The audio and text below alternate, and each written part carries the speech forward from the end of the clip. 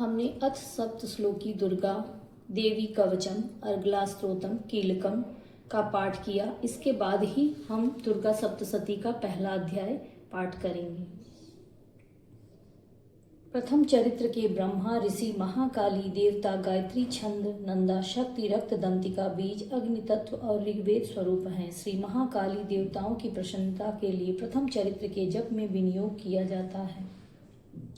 भगवान विष्णु के सो जाने पर मधु और कैटभ को मारने के लिए कमल जन्मा ब्रह्मा जी ने जिनका स्तवन किया, उन महाकाली देवी का मैं सेवन करता हूँ। वे अपने 10 हाथों में खड्ग चक्र गदा बाण धनुष परिधि शूल भुशुंडी मस्तक और शंख धारण करती हैं। उनके 3 नेत्र हैं। वे समस्त अंगों में दिव्य आभूषणों से विभूषित हैं। उनके शरीर की कांति नीलमणि के समान है तथा वे 10 मुख और 10 पैरों से युक्त हैं।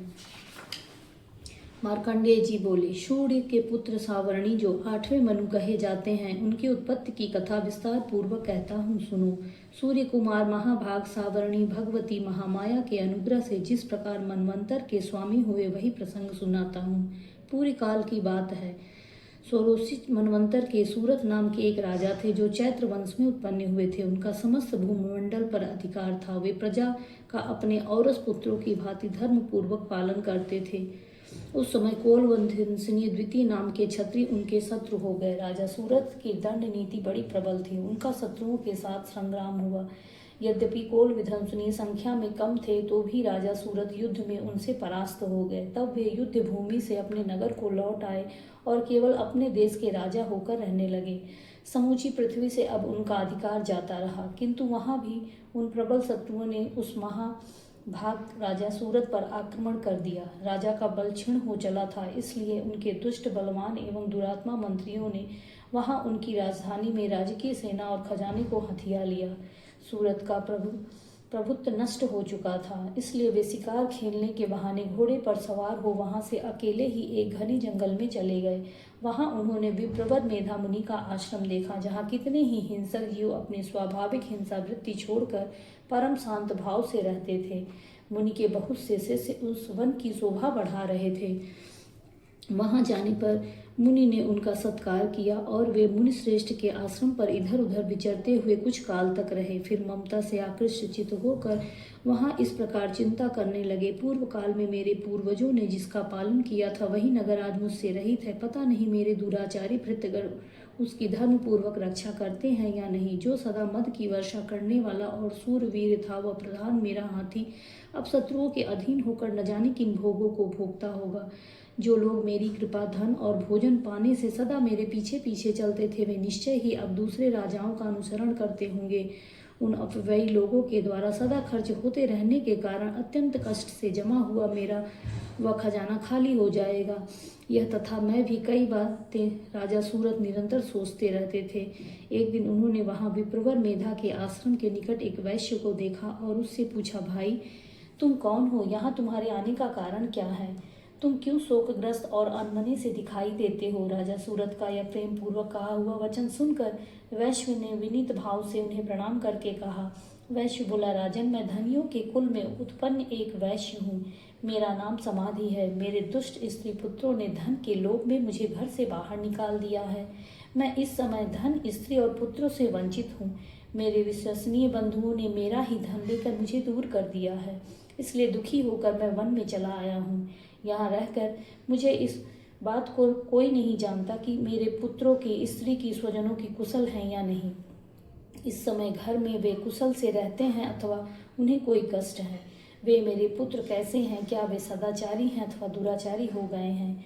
जिन लोभी स्त्री पुरुष आदि ने धन के कारण तुम्हें घर से निकाल दिया, उनके प्रति तुम्हारे चित्त में इतना स्नेह का बंधन क्यों है? वैश्य बोला, आप मेरे विषय में जैसी बातें करते हैं वह सब ठीक है, किंतु क्या करूं, मेरा मन निष्ठुरता नहीं धारण करता। जिन्होंने धन के लोभ में पड़कर पिता के प्रति स्नेह, पति के प्रति प्रेम तथा आत्मीय जनों के प्रति अनुराग को तिलांजलि दे मुझे घर से निकाल दिया, उन्हीं के प्रति मेरे हृदय में इतना स्नेह है। महामते, गुणहीन बंधुओं के प्रति जो मेरा चित्त इस प्रकार प्रेम मग्न हो रहा है, यह क्या है? इस बात को मैं जानकर भी नहीं जान पाता। उनके लिए मैं लंबी सांसें ले रहा हूँ। मेरा हृदय अत्यंत दुखित हो रहा है। उन लोगों में प्रेम का सर्वथा अभाव है, तो भी उनके प्रति जो मेरा मन निष्ठुर नहीं हो पाता, इसके लिए मैं क्या करूं? मार्कंडेय जी कहते हैं, ब्राह्मण तदंतर राजाओं में श्रेष्ठ सूरत और वह समाधि नामक वैश्य दोनों साथ साथ मेधा मुनि की सेवा में उपस्थित हुए। उनके साथ यथा योग्य न्याय अनुकूल विनय पूर्ण बर्ताव करके बैठे। तत्पश्चात वैश्य और राजा ने कुछ वार्तालाप आरंभ किया। राजा ने कहा, भगवान, आपसे एक बात पूछना चाहता हूँ, उसे बताइए।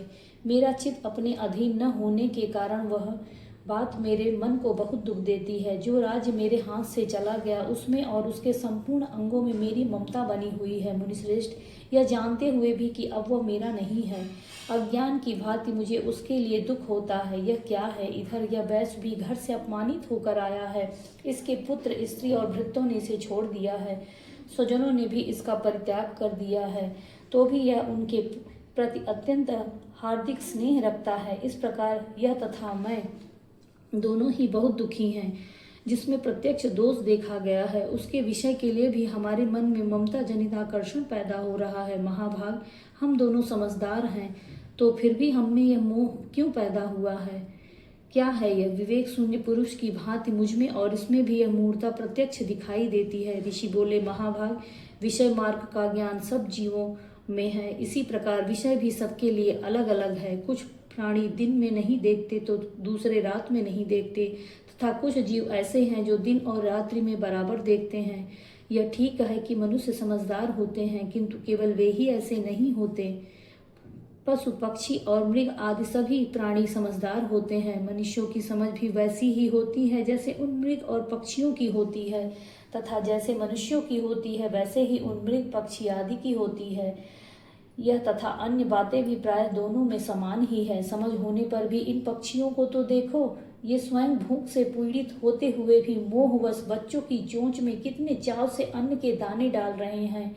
नरश्रेष्ठ, क्या तुम नहीं देखते कि ये मनुष्य समझदार होते हुए भी लोभवश अपने किए हुए उपकार का बदला पाने के लिए पुत्रों की अभिलाषा करते हैं?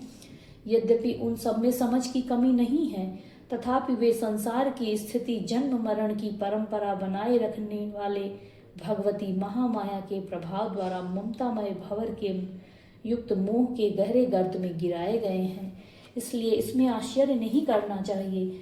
जगदीश्वर भगवान विष्णु की योग निद्रा रूपा जो भगवती महामाया है, उन्हीं से यह जगत मोहित हो रहा है।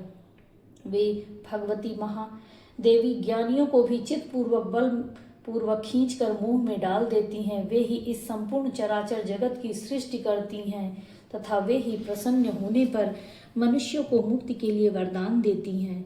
वे ही इस पराविद्या, संसार बंधन और मोक्ष की हेतुभूता सनातनी देवी तथा संपूर्ण ईश्वरों की अधीश्वरी हैं।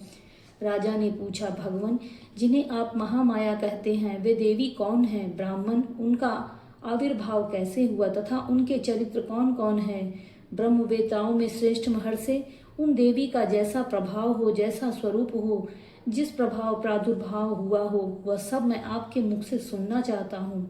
ऋषि बोले, राजन, वास्तव में तो वे देवी नित्य स्वरूपा ही हैं। संपूर्ण जगत उन्हीं का रूप है तथा उन्होंने समस्त विश्व को व्याप्त कर रखा है। तथापि उनका प्राकट्य अनेक प्रकार से होता है, वह मुझसे सुनो।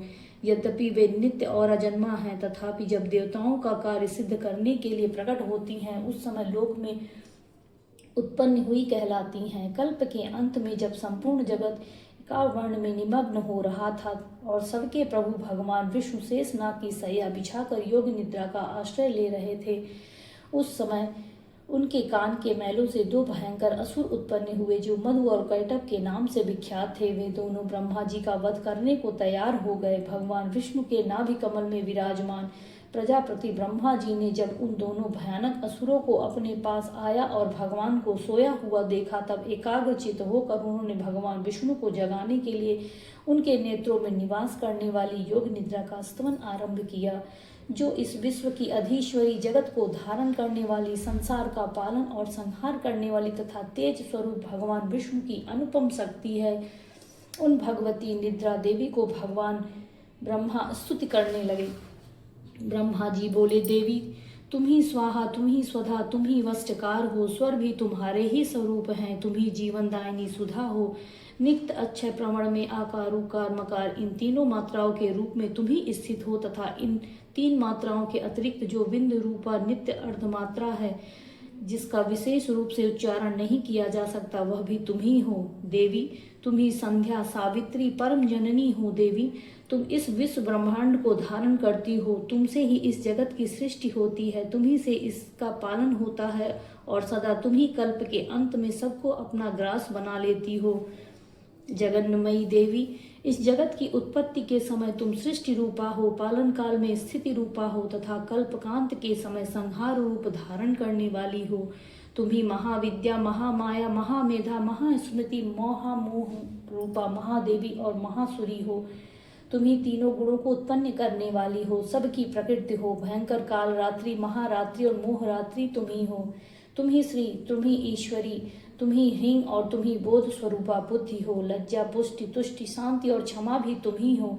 तुम खड्ग धारिणी शूल धारिणी पिराक धारिणी घोर रूपा तथा गदा चक्र शंख और धनुष धारण करने वाली हो। बाण भुषुंडी और परिध ये भी तुम्हारे अस्त्र हैं। तुम सौम्य और सौम्यतर हो। इतना ही नहीं, जितने भी सौम्य एवं सुंदर पदार्थ हैं उन सब की अपेक्षा तुम अत्यधिक सुंदरी हो। पर और अपर सबसे परे रहने वाली परमेश्वरी तुम ही हो। सर्वस्वरूपे देवी, कहीं भी सत असत रूप में जो कुछ वस्तुएं हैं उन सबकी जो शक्ति है वह तुम ही हो। ऐसी अवस्था में तुम्हारी स्तुति क्या हो सकती है। जो इस जगत सृष्टि पालन और संहार करते हैं उन भगवान विष्णु को भी तुमने निद्रा के अधीन कर दिया है। तब तुम्हारी स्तुति करने में यहाँ कौन समर्थ हो सकता है। मुझको भगवान शंकर को तथा भगवान विष्णु को भी तुमने ही अपने शरीर में धारण कराया है, अतः तुम्हारी स्तुति करने की शक्ति किसमें है देवी। तुम तो अपने इन उदार प्रभावों से प्रशंसित हो। ये जो दोनों दुर्धुर्ध असुर मधु और कैटम हैं इनको मोह में डाल दो और जगदीश्वर भगवान विष्णु को शीघ्र ही जगा दो। साथ ही इनके भीतर इन दोनों महान असुरों को मार डालने की बुद्धि उत्पन्न कर दो। ऋषि कहते हैं, राजन, जब ब्रह्मा जी ने वहां मधु और कैटभ को मारने के उद्देश्य से भगवान विष्णु को जगाने के लिए तमोगुण की अधिष्ठात्री देवी योग निद्रा की इस प्रकार स्तुति की, तब वे भगवान के नेत्र मुख नसिका बाहु हृदय और वक्षस्थल से निकलकर अव्यक्त जन्मा ब्रह्मा जी के दृष्टि के समक्ष खड़ी हो गई। योग निद्रा से मुक्त होने पर जगत के स्वामी भगवान जनार्दन उस एकाड़ वर्ण के जल में शेषनाग की सैया से जाग उठे।